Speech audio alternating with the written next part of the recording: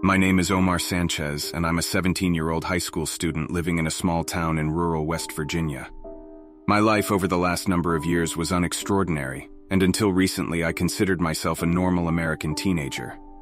Although I'm an only child, I grew up in a loving household and was given a good start in life by my mom and dad. We aren't rich, but our family is comfortable enough.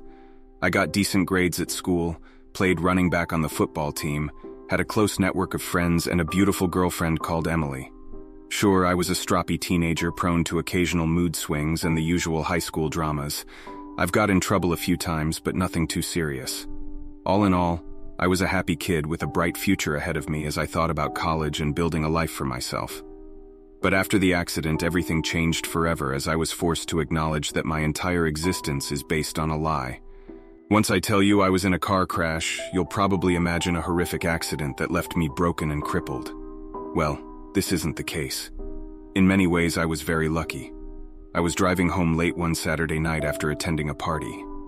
Thankfully, I wasn't drinking that evening, but I was driving too fast and texting at the same time. Clearly, a recipe for disaster. I lost control along a quiet back road a few miles from home, my car swerving off the tarmac and straight towards the solid trunk of an ancient tree. I vividly recall that moment of pure terror just before impact as I felt sure my life would end violently and prematurely. They say your whole life flashes before your eyes in the moment before a near-death experience. Well, this was the case for me. Except it was someone else's life I remembered, not my own. I awoke the next morning in a hospital bed, feeling pain all through my body as I groggily opened my eyes and surveyed my surroundings. My parents were standing over me, their eyes lighting up as I regained consciousness.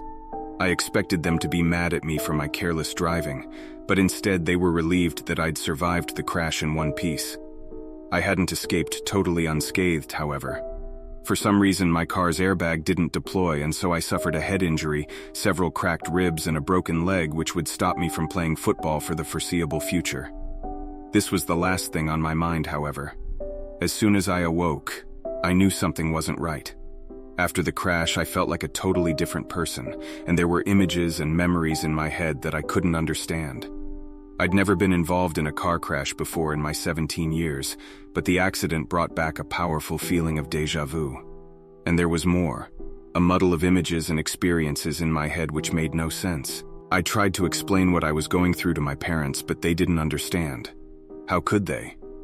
Mom and Dad were concerned, however, fearing that I'd suffered some sort of undiscovered brain injury. They insisted on a CT scan, which came back clear. My physical injuries weren't life-threatening and there was no medical evidence of brain injury, so they sent me home to finish my recovery. But I knew in my heart that I wasn't okay, far from it. I couldn't engage with my old life. I was cold with my parents, and when my friends and girlfriend came to visit, I barely acknowledged them. I soon became a recluse, locking myself away in my room, my aching brain working overtime as I tried to make sense of the craziness inside of my head. I can't tell you how it happened, but one day everything clicked, as a flood of memories trapped in a hidden corner of my brain suddenly came spilling out. Even then, I would have assumed this was all a paranoid delusion prompted by the trauma of the accident. But then I started looking up dates and names online and was astonished to find proof. You see, I was not always a teenage high school student from West Virginia. I have lived another life as another man, growing up in a different country far from here. I've been reincarnated somehow, given a second chance as a new person in a new body. It seems I was meant to have no memory of my previous existence, but my accident and head injury must have awoken memories that were meant to be forgotten. But Pandora's box is open now, and I can't go back to my previous blissful ignorance. I also can't tell anyone about what I remember. Not my parents, my girlfriend, or any of my friends or acquaintances. Instead, I've decided to share my story here, in the hope that those with knowledge of the supernatural and afterlife will understand and maybe even have some sympathy for my predicament. Perhaps not, though. As you'll learn, my previous embodiment did something terrible and perhaps unforgivable, making a cursed deal which condemned others to suffer so he, or rather I, could have what I wanted. But if you do decide to read on, I only ask that you reserve judgment until you know the full story. My tale begins in the early 1990s, almost 15 years before I was reborn in my current incarnation. Back then, my name was Michael Ferguson, and I was an unemployed Scotsman in his late 20s, living in a housing estate on the outskirts of Glasgow. I vividly remember my early life, my upbringing and family. I recall attending school, getting in fights, and the daily struggles of growing up in a working-class area during the 1980s. I clearly remember playing and sometimes squabbling with my siblings, watching British television shows, eating haggis, drinking my first pint, punch-ups outside the pub, my first time with a girl, and working on building sites. Most of these experiences were totally alien to young Omar. I could recount my early life as Michael Ferguson, but I'm sure that would be of little interest to you. My story really begins on one cold autumn's day in October 1993 as I sat in my filthy bedsit, my head pounding from a hangover caused by the bottle of cheap vodka I'd downed the night before. I was in a sorry state at the time, having been laid off from my job 3 months earlier. I'd been unable to find another job and my self-esteem plummeted. I spent all my money on fags and booze and fell behind with the rent and bills. I also neglected my girlfriend Lisa, pissing her off until she eventually dumped me. The final kick in the balls came when Lisa got together with my best friend Andy, the ultimate betrayal in my eyes, sending me further down a path of self-pity and self-destruction. I think I was at my lowest point, laying on my worn-out sofa whilst contemplating my sorry situation. On that day, I seriously considered downing painkillers with vodka to end my life. That's when she came to me. My head was still throbbing when I heard the loud knock on my front door. I groaned aloud at the unwelcome intrusion, not wishing to see anyone in my current state. It had been a while since my friends or family members had come to visit or check on me. Frankly, I'd driven them all away with my toxic behavior. I guessed the visitor was a door-to-door salesman or Jehovah's Witness. Therefore, I ignored the banging in the hope they would give up and leave me alone. But this didn't happen. Instead, the banging grew louder and more persistent as the uninvited visitor almost broke my front door down. I pulled myself up from the sofa, my head still pounding as I swore angrily, "All bloody right, I'm coming now." I was still full of rage as I opened the latch on my front door, and I was fully ready to give my uninvited visitor a piece of my mind, but then I saw her, and all my anger just melted away. The young woman who stood before me was stunning. It's not just that she was physically attractive, with her long red hair flowing while her tight black business suit emphasized the curves of her body. Sure, I fancied her, but it was more than that. When I looked into her deep green eyes, I felt like I was drowning, and her sweet smile across ruby lips made my legs weak. I'd never believed in anything as crazy as love at first sight, but I did feel an instant attraction and connection to this young lady. It was like God had created the perfect woman for me and sent her to my front door during my hour of need. This was the flood of emotions I experienced in that first moment, and that was before the mystery woman had even spoken a word. I stood in the doorway, dumbstruck by her beauty and unable to speak. As it happened, she was the one to make first introductions. "Hello, Michael. My name is Lilith. I'm here to help you change your life." Her voice was elegant, although her accent was difficult to pin down. It sounded vaguely American, but with traces of something else I couldn't identify. Nevertheless, her words were like honey in my ears, and my feelings for her only deepened. I remained silent, not knowing how to respond to my mysterious visitor who I now knew was called Lilith. "Well, aren't you going to invite me in?" she asked coyly. I stuttered in embarrassment before opening the door fully and stepping aside, muttering, "Yes, of course. Please come in." Lilith smiled as she stepped inside my flat, her high heels clicking on my hardwood floor. I watched her walking down the corridor, smelling her sweet perfume. I remained awestruck and infatuated as I slowly closed my front door. Now, obviously there were a lot of red flags which I had ignored in the moment. I didn't know who this woman really was or what she wanted from me. I also didn't question how she knew my first name, and she'd introduced herself as Lilith. That name rang a bell somewhere in the recesses of my memory, but again I couldn't quite place it. Lilith had used her beauty and charm to get through my door, but things took a darker turn once she was inside. I followed Lilith into my living room and saw her surveying the scene inside with disgust, looking at the dirty plates, half-full takeaway cartons, and assorted liquor bottles strewn across the room. She made space for her handbag on my coffee table and roughly swept assorted rubbish from the sofa before taking a seat. "I really love what you've done with the place," she said sarcastically. I suddenly felt very embarrassed, realizing what a bad state my home was in. "Ah, yeah, I know. My maid is off sick," I quipped. But Lilith didn't look impressed, looking down on me with obvious pity and contempt. I couldn't blame her. Not only was my flat filthy, but I was also a mess at this point. The clothes I wore were soiled and I was unshaven and unwashed, not to mention overweight and with the stink of last night's alcohol still on my breath. I was a fool to think this gorgeous young woman would ever be interested in a loser like me. Lilith sighed aloud as she shook her head. "Well, Michael, we've got a lot to talk about. You best take a seat." I gulped, somehow sensing that the dynamics had changed and now I had reasons to be fearful. Nevertheless, obeyed Lilith's command, taking a seat beside her. I was captivated by the seductive scent of her perfume, which was in stark contrast to foul smell of my unwashed body. But she didn't recoil in disgust, instead motioning for me to come closer as she met my eye. "Now, Michael, your life has taken a turn for the worst, hasn't it?" My pride was wounded, and I didn't want to admit she was right. "I'm going through a rough patch, but I'll get back on my feet," I said. Lilith responded with mocking laughter. "A rough patch? That's what you call it? Well, let's sum up your situation, Michael. You lost your job, your girl ran off with your best mate, you're a penniless drunk about to be evicted from this crappy bedsit, and you've driven away all your family and friends. And 5 minutes before I arrived, you were contemplating suicide. So tell me, my friend, what exactly is your plan for getting back on your feet?"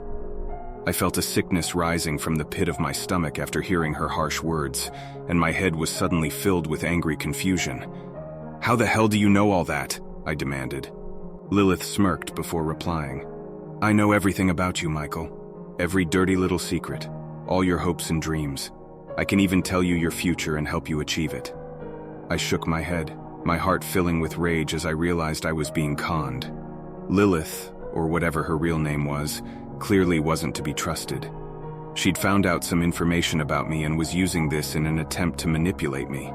I wasn't having it, however. I stood up, angrily confronting the woman and shouting down at her. "I want you to leave," I demanded firmly. "That's not going to happen, Michael," she replied calmly. "Now sit back down and behave yourself." Her condescending tone only increased my anger as I screamed, "Get the hell out! Get out or I'll throw you out!" She laughed in open mockery, saying, "Sure, give that a try. Let's see how it goes." It wasn't in my nature to lay my hands on a woman, but I'd reached my wit's end and could take no more. I reached out to grab Lilith by the arm, but suddenly I was frozen, meaning I literally couldn't move, as my whole body was paralyzed by some unseen force. I tried to open up my mouth to scream, but couldn't even manage that much, instead diverting my gaze to look down upon Lilith, a cruel smirk on her lips as she seemed to take pleasure from my situation. "I think you need a further demonstration of the power I have over you," she said. I noted how her whole demeanor had changed in a matter of seconds, and suddenly I felt I was in grave danger. "Go to the kitchen and get a bread knife from the drawer," she ordered. I was baffled for a moment until suddenly my legs started to move, and I found myself walking out of the room and towards my small kitchen. I tried to stop, but was horrified to find I no longer had control over my legs or any part of my body. Somehow Lilith had taken me over, playing me like her own personal meat puppet. I could only watch on in terror as my own hand pulled open the kitchen drawer and withdrew a sharp knife, and a moment later my legs led me back to the living room where Lilith was waiting for me. "Okay, good," she said coolly. "Now hold the knife to your throat." My hand obeyed the order, and I was horrified to feel the cold steel against my skin. Every instinct in my body was against this, but I was totally powerless to resist. "You want to die, right?" Lilith asked. "Shall I cut your throat?" My whole body was trembling by this point, sweat pouring from my pores and tears running down my cheeks as I tried to emit a desperate plea for mercy from my paralyzed lips. I looked into Lilith's green eyes and thought I saw a glimmer of sympathy behind her hard stare. "Drop it," she ordered. And suddenly the knife fell from my hand, dropping harmlessly onto the wooden floor. "Sit down over there," she said next, and my legs forced me to march across the room, taking a seat facing Lilith, who was still sitting on the sofa, having hardly batted an eyelid throughout the whole ordeal. Once I sat, I suddenly regained control over my body, reacting with immense relief as I shook my arms and legs. "Relax, Michael," said Lilith, her tone softening again as she'd made her point and demonstrated her power over me. "I'm not here to kill you. Like I said, I want to help you, if you'll let me do so." I shook my head, still not believing this was really happening. I had many unanswered questions shooting through my tired brain. "What are you?" I asked sheepishly. "Some kind of witch?" She shrugged her shoulders dismissively before replying, "I guess you could call me that. I've been called much worse, to be fair." She hadn't really answered my question, and honestly, I was none the wiser. I could see she was powerful, but I still had no idea of the extent of her powers. "Why me? Why are you doing this to me?" I asked. "Because you're lucky," she answered with a coy smile. "I see potential in you, Michael, and so does my employer. We want to give you the chance to get everything you want in life." "And what do you want in return?" I asked, still feeling like I was being conned. Lilith laughed. "You're a clever man, Michael. You know there's nothing for free in this world. Yes, there's a price to pay, but that's a lot further down the line." She paused briefly as if carefully considering her next words. "Right now, you're bitter and full of rage. I get that. People have screwed you over your whole life." "How the hell would you know?" I interrupted angrily. "Because I know everything about you, Michael. I've already told you this, but I guess you need further proof." I was frightened by her announcement because I thought she was going to take control of my body again. But instead, she reached out and grabbed the remote control from my coffee table, using it to switch on my television set. Confused and curious, I turned my chair to face the screen, soon realizing we weren't watching one of the scheduled channels. To my astonishment, I saw myself on the screen, except I was child once again, 12 years old and dressed in my school uniform as I walked through the playground on a dreary gray morning. I noted how my young face was filled with anxiety as I glanced from side to side. The attack came out of the blue as a much larger boy hit me from behind, pushing me down to the hard ground. The young me squealed in shock. I tried to get up to defend myself, but the bully was now on top of me, holding me down as he grabbed me roughly by the collar of my shirt. "Give me your money, you wee bastard!" he screamed in my face. Defeated and scared, the young me pulled out a few coins from his blazer pocket and handed them over. The bully sneered as he claimed his prize, spitting in my face and kicking me hard in the belly as he walked away whilst laughing. Witnessing the old assault filled me with rage, and a lot of bad memories came back to me. The bully's name was Angus, and he was 14 whenever I started secondary school. He picked on me relentlessly, beating me up, stealing my lunch money, and generally making my life hell for the next 2 years until he eventually got expelled. I'd moved on from the schoolyard bullying, deciding it was just part of growing up. But seeing the young me beaten and humiliated like that brought it all back. I hated Angus all over again and wanted revenge. As always, it seemed like Lilith could read my mind, and the question she asked was exactly what I was thinking. "What does a thug like that deserve? How should he be punished?" I answered without hesitation, my heart filled with hurt and hatred. "He deserves to get the living shit beat out of him," I answered firmly. "Very well," Lilith answered before clicking another button on my remote, and suddenly a new image appeared on screen, the interior of a smoke-filled public house. I saw a man playing pool and quickly recognized him. I hadn't laid eyes on Angus for more than 10 years, but still I knew him at once. True, he'd put on weight and lost his hair, but the thug still maintained the same cruel look in his eyes and smug smirk on his lips. I continued to watch as he played. Angus was so engrossed in his game that he failed to see the trio of men approaching him from behind, 3 skinheads with a lust for violence in their eyes. The first skinhead commenced the attack, smashing a pint glass over the back of Angus's head. Angus screamed as the broken shards entered his skull. He swung around wildly with his pool cue, but the other attackers grabbed it from him before all 3 laid into him, punching him mercilessly from all sides whilst screaming obscenities and abuse. Soon Angus was down on the ground, rolling up in a ball in a futile attempt to protect himself. The skinheads showed no mercy, however, continuing to kick him with heavy DM boots. Finally, the brutal attack ended as the skinheads decided their victim had taken enough. They fled from the scene, laughing cruelly as they left Angus unconscious and lying in a pool of his own blood. I was shocked, struggling to come to terms with the brutal assault I'd just witnessed. "Jesus," I swore. "Was that real?" "Of course it was," Lilith answered confidently. "You asked and we delivered." I shook my head in disgust, saying, "I didn't ask for this. That's too much." "Your exact words were, 'He should have the living shit kicked out of him.' Don't say you didn't want this, because deep down you certainly did." "But is he?" I couldn't speak the next word, but as always, Lilith understood me. "He'll live," she answered. "Now let's move on." I didn't have time to process what I'd seen before the next image appeared on screen.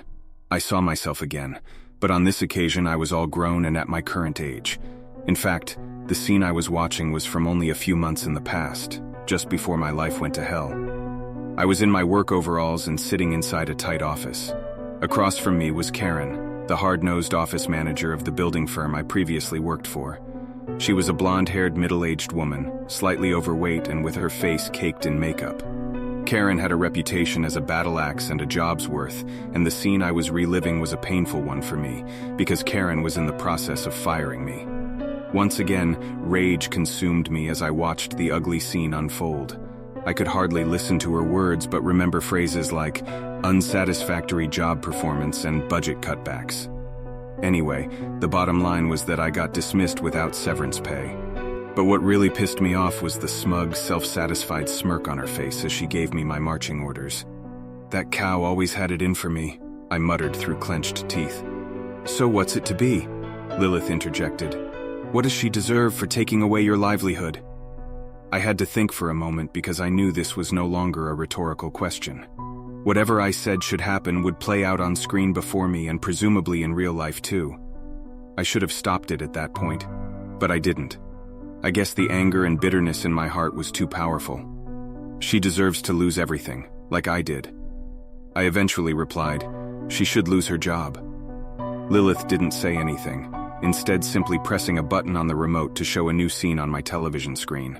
I saw Karen sitting in a room similar to the one I'd been in, getting screamed at by the company's managing director. Next, I saw her teary-eyed and defeated as she cleared the contents of her desk whilst other staff members looked on. I felt a stab of guilt as I watched the unpleasant scene play out, but Lilith didn't miss a beat. "Sad, but I'm sure she'll bounce back. I've got one more for you, Michael. This is a biggie." Her expression became more serious as she changed the channel and presented the next scene. My jaw dropped when I saw a very familiar couple, my ex-girlfriend Lisa and former best friend Andy. They were sitting together in a bar, sipping from drinks and laughing enthusiastically. I saw Andy move closer to Lisa, placing his hand on her thigh. She looked uncomfortable at first, but soon adjusted, taking his hand and looking longingly into his eyes. Andy whispered in my girlfriend's ear. His voice was soft, but somehow Lilith was able to increase the volume using the remote control, meaning I could hear him clearly. And what he said was this: "I'm telling you, baby, Michael's not good enough for you. He's a mate, but he's going nowhere. What you need is a real man, like me." Without hesitating, Andy moved in to kiss her, and she didn't stop him. And I could only watch as the couple engaged in a passionate embrace. In that moment, I was totally furious. A rage built up inside me as my face went red and my knuckles turned white as I clenched my fists. I already knew they'd gotten together behind my back, but seeing the seduction firsthand made my blood boil. Lisa cheating on me was bad enough, but I'd only been seeing her for 6 months. Andy, on the other hand, was my oldest friend, and now I knew he'd made the first move. My anger was almost at fever pitch, but there was worse to come. The next scene hit me like a freight train as suddenly I saw Andy and Lisa in bed together, engaging in energetic and passionate lovemaking. And from the moaning sounds Lisa was making, it seemed clear she was enjoying herself very much. I felt like my head was going to explode as the anger, humiliation, and hurt overwhelmed me. I picked up an empty vodka bottle from the coffee table and prepared to throw it at the screen with all the fury I could muster. But Lilith stopped me. "No, Michael, that's not how this works." She shot me a hard look and I backed down, remembering all too well how she could take control of my body with ease. But my raw anger didn't subside and I couldn't calm down. And of course, Lilith asked the inevitable question. "So what should happen to your former friend Andy? What is the appropriate punishment for a best mate who stabs you in the back?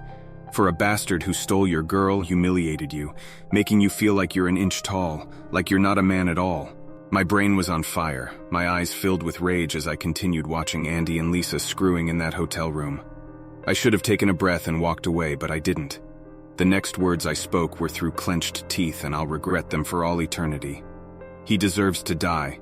That backstabbing bastard should die for what he did to me." I glanced across to Lilith and saw a spark in her green eyes as she pressed a button on the remote.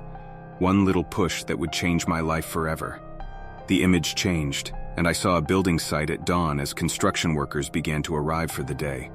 I saw Andy dressed in a hard hat and fluorescent jacket as he casually strolled towards the site, whistling as he walked like he didn't have a care in the world.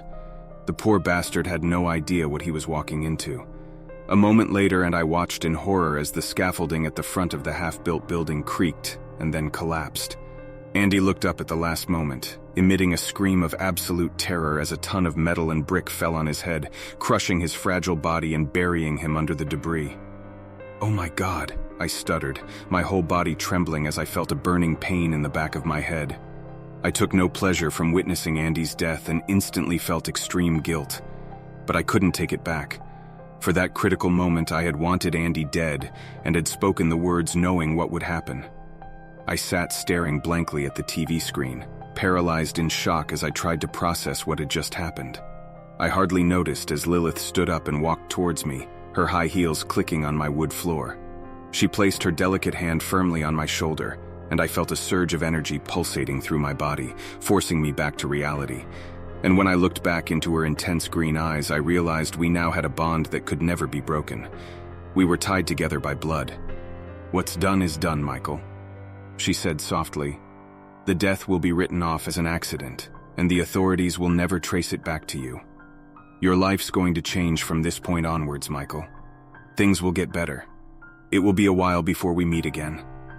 She sighed deeply, and I swore I saw a sadness in her eyes as she took her hand off my shoulder, grabbed her handbag from the table and walked out, stepping through my small flat and exiting through the front door, leaving me alone and staring at a blank screen.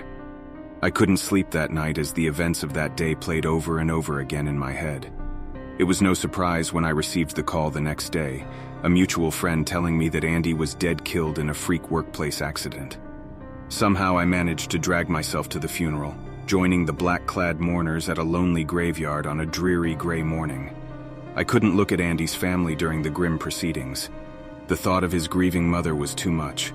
Lisa came up to me at the wake, her eyes filled with tears as she tried to reconnect. But I brushed my ex-girlfriend off and never did see her again. I don't know how exactly I dealt with my guilt over Andy's death.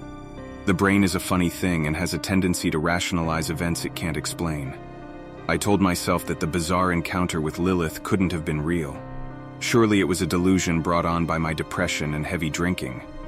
I decided that I wasn't really responsible for Andy's death. How could I be? It was an accident, and I wasn't to blame. That's what I told myself. But in my heart, I knew it wasn't the truth. I chose to ignore the sweet smell of Lilith's perfume which lingered in my flat for months until I eventually moved out. Back then, I had no real idea of what I'd gotten myself into, but Lilith had been true to her word about one thing. My life did get a whole lot better. I sobered up in the aftermath of Andy's death. I was tempted to pick up the bottle and drown my sorrows, but when the alcohol hit my lips, I spat it right out again. Instead, I started getting up in the mornings, washing, shaving, and getting myself back into shape. I got a new job within a few weeks and worked hard to progress my career. For the first time in months, I had money in my pocket and a newfound confidence in myself. I began dating again and had no difficulty attracting the ladies, engaging in several fun but short-lived flings. But then I met Andrea. It's a strange thing because Andrea looked a lot like Lilith in a physical sense at least, with the same red hair and green eyes, but her personality was very different. Andrea was a bubbly and sweet-hearted girl who would never hurt a fly. We started a whirlwind romance and got married within 6 months. 18 months after my friend's sudden death, and things couldn't have been better for me. I'd started my own building firm and was making a lot of money. Andrea and I had bought our own home, a new car, and I had a baby boy on the way. I had everything I'd ever wanted, but, if I'm honest, I wasn't happy. I couldn't sleep at night, plagued by nightmares of Andy's death, seeing his body crushed and broken beyond repair. And Lilith, I just couldn't get her out of my mind. I thought about her every day, and often imagined I could see her, picking out her face on the street before she disappeared into the crowd. I didn't even know whether Lilith was real, but still I was obsessed with her, infatuated with the girl who'd changed my life forever. But of course I couldn't talk about it. Whether my encounter with Lilith was a false memory or not, I knew it was a secret I could never share. Unsurprisingly, the good times didn't last. It was 2 years after my supernatural encounter and Andy's untimely death. Andrea was 6 months pregnant and I was working long hours to provide. It was late on a Friday evening and I was driving home from a job. A lethal combination of hard graft and sleepless nights meant I could hardly keep my eyes open. In my exhausted state, I drove through a red light. At the last moment, I saw the truck speeding towards me, but it was already too late. The mighty vehicle struck me on the driver's side, crushing my small car and pulverizing my body. Once my brain had processed the shock, I looked down and saw my broken torso and legs, and I knew straight away I was going to die. But it was the strangest thing because I felt no pain and no fear in that final moment. Somehow I knew this was my destiny and my time had come. And in the last seconds before my brain died, I saw her. Lilith was standing on the dark roadside, watching over me with eyes full of sorrow, and I was happy to see her. That was Michael Ferguson's last conscious emotion before his death, and he knew, or rather I knew, that Lilith was there to ease my passing. When my eyes closed, I had a smile on my face, and so that was the end of my first existence in the mortal realm. Michael Ferguson died along a lonely Scottish road in the mid-90s, and many years later Omar Sanchez was born in West Virginia. 2 different people separated by a wide ocean, but one soul resurrected and returned to the mortal world. But that's not the end of my story. You see, I don't only remember Michael Ferguson's passing, I also recall what happened next. This is the most unbelievable part of my tale, but I swear it's the truth. My first memory after my death was awaking in a soft bed, my head shooting up from the pillow as the memory of the accident came flooding back. I was in a panic for a moment, but when I surveyed my surroundings, I found myself inside what looked like a 5-star hotel room, complete with a 4-poster bed, layered wallpaper, fine furnishings, and even a minibar and widescreen TV. The morning sunlight shone through the lace curtains and a soft, soothing music was playing in the background, helping to put me at ease. Suddenly, the music was replaced by a gentle, disembodied male voice which spoke directly to me. And what he said was this: "Hello, Michael. Do not be alarmed. You are in a safe place and I am here to help. Welcome to Hotel Limbo. Please make yourself comfortable and take time to adjust to your surroundings. When you are ready, please proceed through the door to your right, and we shall commence with the orientation process." I was stunned and confused by the words, but only for a moment. Somehow it all clicked in my head. I'd seen extraordinary things in life that day in my flat when she came to me. Was this all part of the plan? Was I meant to die so I could come to this place, wherever this may be? I didn't know for sure, but was desperate to find out. And so I rose from the bed, putting my feet on the soft carpet as my nostrils filled with the sweet smell of roses, and I stepped towards the waiting door, a surge of energy passing through me as I placed my hand on the handle and turned it. I expected to walk out into a hotel corridor, but instead I was surprised to find myself looking upon a luxurious office adorned with leather chairs, bookcases, and a substantial oak desk. Behind said desk sat an amicable, elderly, white-haired man dressed in an immaculate tuxedo suit, smiling at me as his eyes lit up in anticipation. "Ah, Michael, it's a pleasure to meet you, sir."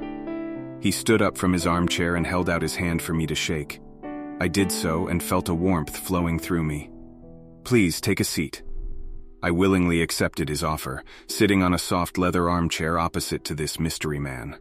He continued to smile softly, his warm eyes looking upon me sympathetically as he spoke. "Well, Michael, I don't want you to panic, but I'm afraid I have some bad news for you. There's no point in sugarcoating it, my friend. You're dead." He looked upon me cautiously as if expecting me to break down or lose my mind. I think my response greatly surprised him. "I know," I replied abruptly. "Oh well, that's good. That's very good. Most who arrive here haven't come to terms with their new situation.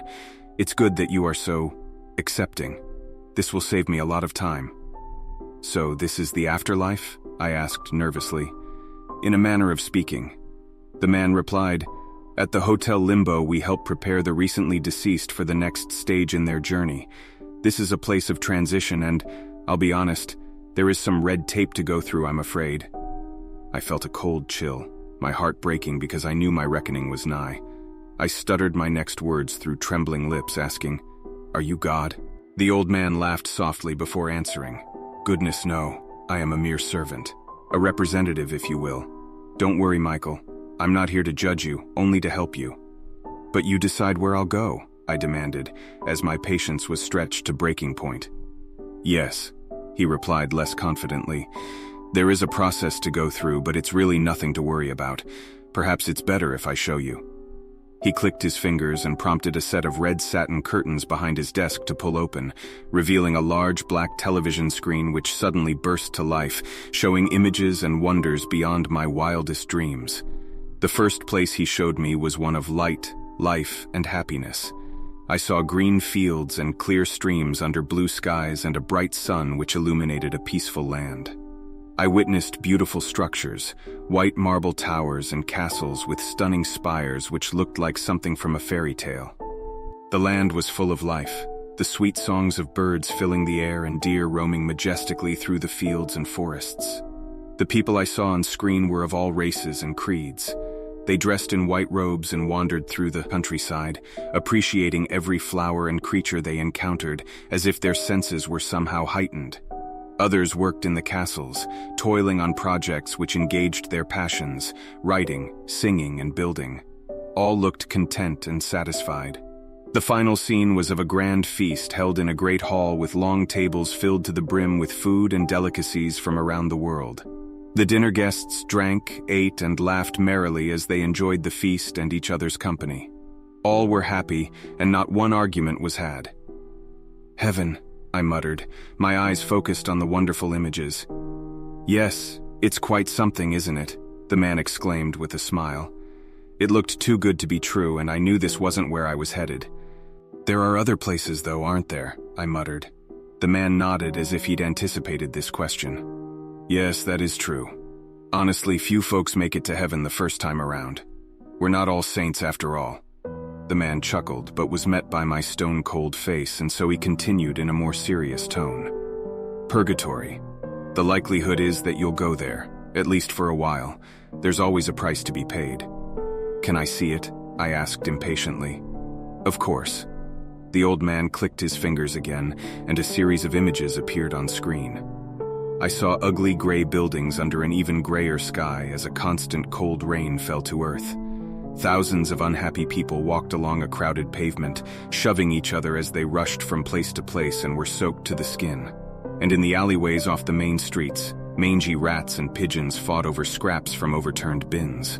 Next, I saw people at work, standing in assembly lines or sitting in tight office cubicles, their heads down and eyes devoid of passion as they completed tedious jobs without purpose.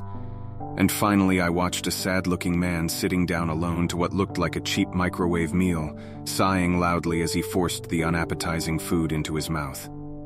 Not the most pleasant place, but it could be worse, the old man said with an awkward smile. Indeed, I thought, but didn't say.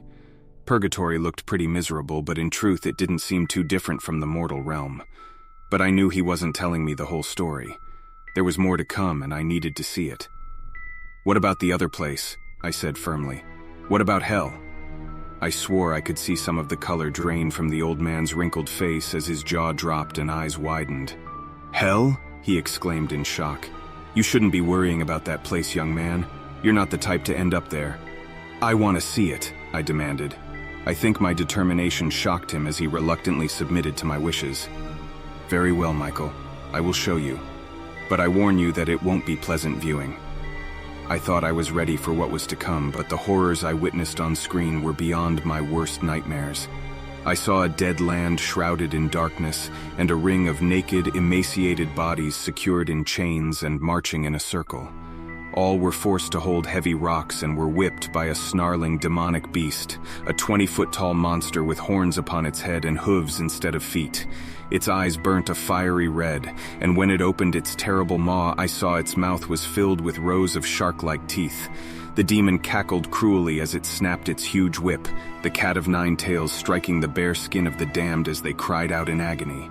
Next, I witnessed a horrifying walled city of crumbling bridges and military structures, the brickwork assaulted by heavy rain and constant lightning strikes from a starless dark sky above. The rubble-strewn streets were home to running battles fought by soldiers from throughout history, everything from Roman legionnaires to First World War infantrymen. They hacked at each other with axes, swords, and bayonets, indulging in a bloody, senseless slaughter as the heavy rains washed away the blood. I looked on in horror as winged demons, harpy-like beasts, ascended from the dark skies to feed upon the wounded soldiers, slicing open their bellies and devouring their guts as the still-living men squirmed and screamed. Finally, I saw a beach of burning sands set along a lake of sulfur and fire. Yet more naked souls ran in utter terror along the beach, their feet burning as they fearfully looked up at the sky above them. I soon witnessed the horror they were fleeing from. Suddenly, as huge predator ascended from the skies, a jet-black dragon the size of a bus with burning red eyes and a terrible maw which breathed fire, incinerating the damned in a fiery inferno before grabbing their burnt corpses in its mighty talons, ripping the charred bodies to shreds before feasting on their warm flesh. "My God," I uttered in disbelief, my body trembling as my brain processed the horrifying images I'd just witnessed. The old man also seemed disturbed and perhaps embarrassed as he stuttered his next words. "Yes, well, I did try to warn you." But then the smile returned to this face as he added, "But you shouldn't worry, Michael. I've read your file and you're not the type to end up in hell. Eternal damnation is for unrepentant sinners, tyrants, child molesters, and murderers, all of that bad sort." His grin widened as he tried to reassure me, but it was no good.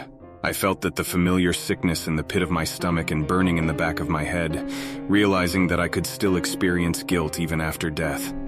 I kept reliving that moment back in my filthy bedsit 2 years before, as Lilith showed me those images of Andy seducing my girlfriend. I vividly recalled the rage I'd felt and the words I'd spoken. He deserves to die. I was a murderer, yet somehow they'd missed it. Otherwise I wouldn't be sitting here, I supposed. I could have kept my mouth shut and hoped for the best, but I knew I couldn't live for all eternity with this guilt. I opened my dry lips and prepared to speak, but suddenly the office door shot open and a furious figure charged in. I looked up and was captivated by those green eyes and flowing red hair, my heart missing a beat as I set eyes upon my beloved. Because the woman who barged into the office was Lilith, and she was as mad as hell. The mild-mannered elderly man reacted with surprise to the unexpected intrusion, crying out, "What is the meaning of this? How dare you interrupt my meeting?" "Shut your mouth, old man," Lilith screamed with fury. "This soul is mine." I looked up at the fire in Lilith's eyes, awestruck by her presence as all the passion I'd felt 2 years ago came flooding back. The man behind the desk was taken aback, stuttering his reply. "I'm afraid you must be mistaken. Michael here is being processed for the afterlife. All very routine." "You idiots have screwed up again," Lilith exclaimed angrily. "Michael belongs to me. A deal was made and sealed in blood." I saw the shock in the man's eyes, his jaw dropping as his whole tone and demeanor changed. He shot me an accusatory glare before asking, "Is this true, Michael?" I felt ashamed as my dark secret was finally exposed. I couldn't answer verbally, so instead nodded my head meekly as I admitted my guilt, avoiding the man's eye as I did so. "Oh," he replied, the disappointment clearly evident in his voice. "Well, Mr. Ferguson, I'm afraid there's nothing more I can do for you." He nodded towards Lilith before saying, "You may take him." I experienced a terrible sinking feeling as I looked into her intense eyes. "Come on, Michael, let's go," she demanded. I looked back at the old man behind the desk, silently begging for his support. But his back was turned to me, his chair now facing the far wall. Resigned to my fate, I stood up on my trembling legs and followed Lilith to the door. It was the same entrance I'd come in through, but somehow I knew it wouldn't lead us back to the luxurious hotel room. Lilith put her slender hand on the door handle, opening it to reveal my own personal hell. I stood in the doorway in stunned silence, hardly believing what I saw. It was an exact replica of my decrepit, dirty bedsit from 2 years ago, right down to the empty vodka bottles and stained sofa. To my horror, I realized I was being returned to the lowest point of my life. Back when I was on the brink of suicide and just before Lilith came to me. I looked to Lilith, tears in my eyes as I pleaded for her mercy. "Please don't make me go back there." I swore I could see some sympathy in her eyes, although her voice didn't falter as she answered firmly. "You must. There is no choice." But then she did something unexpected, reaching out to take my hand in hers. "It's okay. I'll be there with you." I felt a warmth flow through me and drew strength from hers, putting a foot forward and stepping into the hellish replica of my former home. But as soon as we were inside, the door slammed shut behind us and I realized I was trapped. I panicked in the first few moments, Lilith standing back as I tore through the small flat, desperately searching for a way out. The front door was firmly locked and all the windows were bricked up, the only light coming from dim electric lamps which could never be switched off. I banged my fists against the walls and door, trying in vain to break out until eventually I exhausted myself, collapsing down on the uncomfortable sofa and crying in angry frustration. Lilith sat beside me, placing her hand on my shoulder. "You need to adjust, Michael. This is your home now," she said softly. I reacted with anger, slapping her hand away and screaming in her face. "You bitch! You tricked me! It's your fault that I've ended up in this hellhole." Lilith shot me a look which instantly made me regret my outburst, and when she next spoke, her words were harsh and to the point. "Don't kid yourself, Michael. I told you there would be a price to pay. I didn't force you to do what you did." My head dropped and heart sank because I knew Lilith was right. The words I'd spoken 2 years before kept repeating in my head. He deserves to die. A difficult silence ensued before we were interrupted by a sudden loud knock on the front door. I jumped up in surprise, but Lilith didn't flutter an eyelid, as clearly she had expected this visitor. "You need to get that, Michael," she said solemnly, as the knocking grew even louder. With considerable reluctance, I got up off the sofa, glancing back at Lilith momentarily before I slowly walked towards the front door, a terrible sense of impending doom building up inside me as I reached out for the doorknob. The door, which was now unlocked, opened to reveal what looked like the interior of an elevator, but I was shaken to my very core when I saw the figure standing on the other side. It was Andy, my former best friend who I'd effectively murdered 2 years before. Or perhaps it was a demonic entity who'd taken the form of my late friend. In any case, the sight of him chilled me to my bones as I saw the dried blood on his forehead, the cruel smirk on his lips, and a fiery hatred in his eyes. When he spoke, it wasn't Andy's voice, as the tone was deep and inhuman. "Hello, mate. Remember me? It's payback time, you bastard." He clenched his fists and stepped forward menacingly. I backed off, raising my hands defensively as I pleaded for mercy. The first punch hit me like a ton of bricks, knocking me down to the ground. He didn't pause before striking me again and again, first with punches and then with hard kicks from his heavy work boots. I screamed in pain and terror as Andy's vicious attack continued unabated. Midway through, I glanced up with blood in my eyes as I saw Lilith standing in the doorway of the living room, watching as the violent assault upon me played out. There was a sadness in her eyes as she looked on, but she made no effort to intervene or stop the attack. I felt myself losing consciousness as the pain overwhelmed me, and I thought that Andy would beat me to death, but he stopped his assault abruptly, walking away from my bloodied body whilst laughing sadistically and saying, "So long, mate. See you soon." Lilith came to my side as soon as the front door closed, helping me to my feet and guiding me to the bedroom where she gently laid me down on the mattress. She spoke in a soft and soothing tone, holding my hand as she whispered, "It's going to be okay, Michael. You're going to be fine." She lay with me on the bed, holding my broken body whilst comforting me. And somehow she must have used her powers to heal my wounds, because all of my cuts, broken bones and bruises disappeared within a few short hours. I felt relief and gratitude, looking into Lilith's deep eyes and experiencing a wave of emotions. Instinctively, I leaned forward intending to kiss her, but Lilith backed away to prevent it. I felt embarrassed, not knowing what to say or do. But then there was another ominous knock on the door and my heart froze with terror because I knew what this meant. Andy, or whatever demon had possessed his body, was back to deliver yet another savage beating. And so, that became the pattern for I'm not sure how long, as Andy beat the living shit out of me and Lilith nursed me back to health, only for the whole hellish routine to repeat again and again. Don't get me wrong, I didn't meekly submit to my torment. On several occasions I attempted to fight back, only to be easily overpowered by the creature who'd taken my friend's form. One time I managed to get past him, through the door and into the elevator which had transported the beast, only to find there were no buttons inside to operate the lift. And of course, Andy dragged me out kicking and screaming before delivering another savage beating.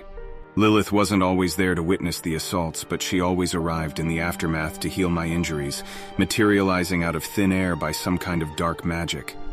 I felt my feelings for her grow during this time as she offered the only glimmer of hope I had in this hell of my own making. When she held me, I felt warm and safe, for a while at least. Just to be clear, our relationship remained essentially platonic. I had no sexual desire in that place. Nevertheless, she became my whole world during that awful time. On one occasion, after a particularly savage beating, I asked her the question which had been playing on my mind for so long. "Why?" I asked weakly. "Why did you bring me here? And why do you do this?" There was an awful sorrow in her green eyes, and a lengthy pause followed before she finally answered.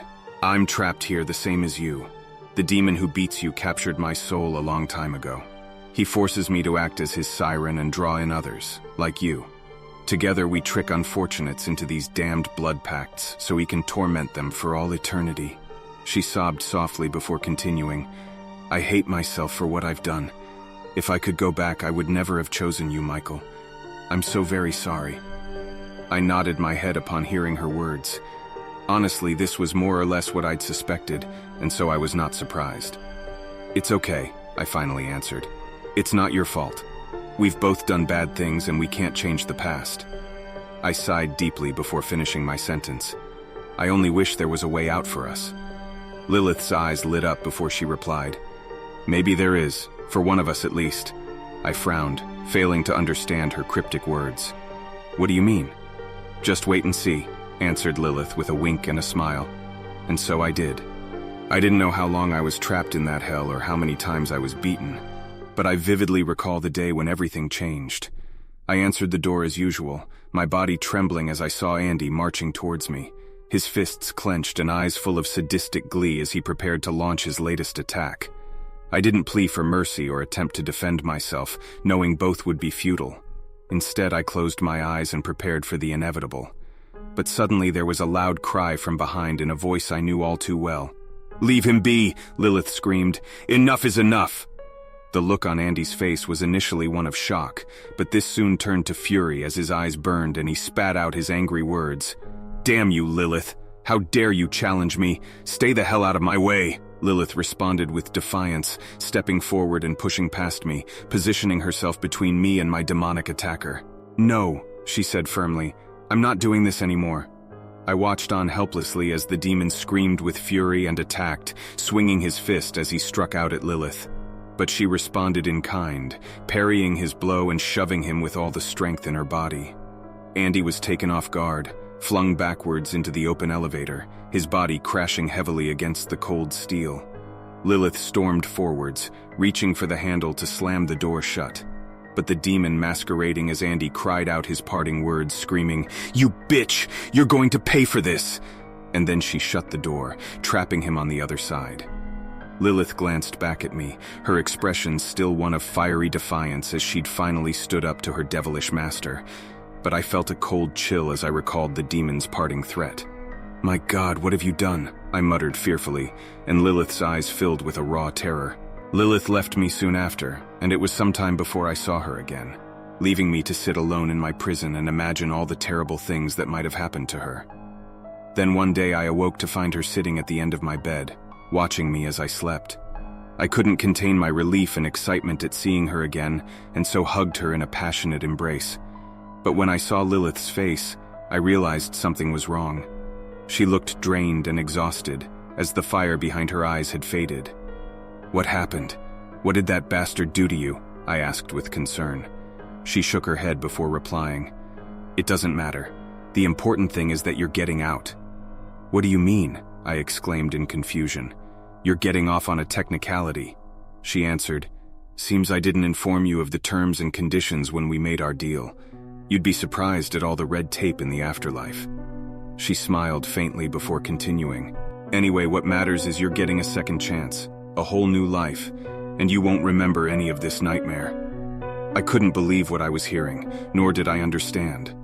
"But what about you?" I exclaimed in a panic. "Aren't you coming with me?" She avoided my gaze, pushing me away as she answered, "I can't. My deal is still intact and there's a price to be paid." I shook my head in defiance, saying, "I won't leave without you." "You must." Lilith replied as she took my hand and looked deeply into my eyes. "I'll never forget you, Michael."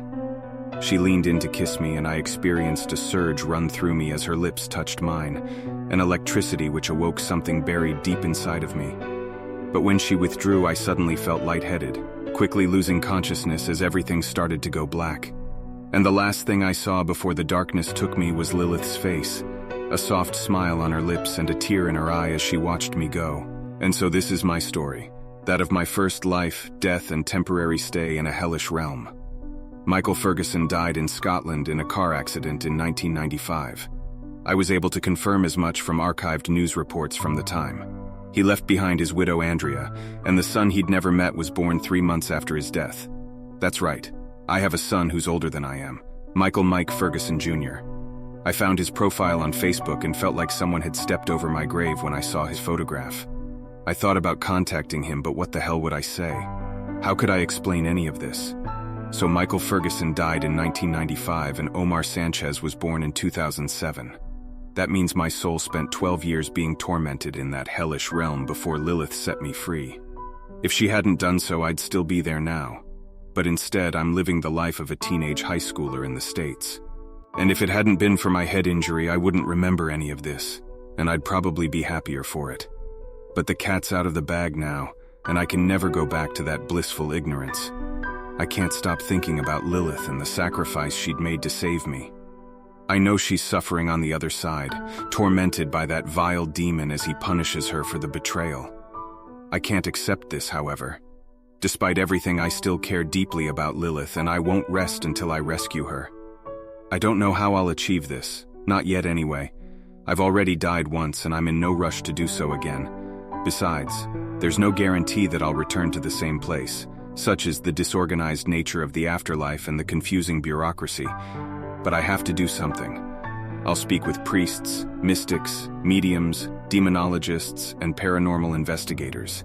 Anyone who might have a way to communicate with the other side. I don't care if it takes the rest of Omar's natural life, but somehow I'll find a way. I'm coming to save you, Lilith, and we'll be together for all eternity. This is our destiny, and I'll never stop fighting for you.